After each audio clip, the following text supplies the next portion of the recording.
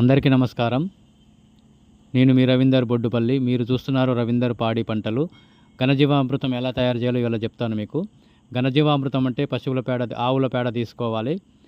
100 కేజీల ఆవు పేడ తీసుకుంటే దానికి 2 కేజీల శనగపిండి, 2 కేజీల బెల్లము, 20 లీటర్ల వరకు ఆవు మూత్రం కలిపి ఇదంతా కలిపి ఒక చెట్టు నీడలో మాత్రమే ఆరబెట్టాలి.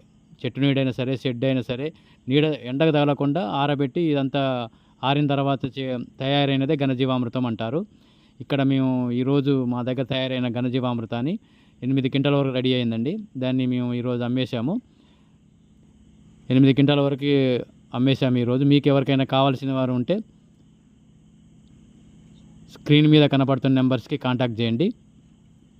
ఘనజీవామృతము వారం నుండి 15 రోజుల్లో రెడీ అవుతుంది. చాలా వాల్యుబుల్ ఘనజీవామృతం అన్నమాట. అది ఆవు పేడతో తయారు చేసినదే ఘనజీవామృతం. చాలా సూక్ష్మజీవులు ఎక్కువగా ఉంటాయి. మొక్కకు చాలా పోషకాలను కల్పించి ఏర్పాటు చేస్తుంది. ఇది పొలంలో, వరి పొలంలో కానీ, తోటలో కానీ ఎక్కడైనా వేసిన వెంటనే మనకు ఆ భూమిని మొత్తము గుల్లబరుస్తుంది. వానపాములు ఎక్కువగా వృద్ధి చెందుతాయి. వాటి వల్ల భూమి సాయిల్ మొత్తం గుల్లబారిపోతుంది. గుల్లబారిపోవడం వల్ల మొక్క అనేది ఎదుగుదల చాలా బాగుంటుంది. ఇది మన సుభాష్ పాలేకర్ గారి ద్వారా చేయబడినటువంటి విధానం అన్నమాట.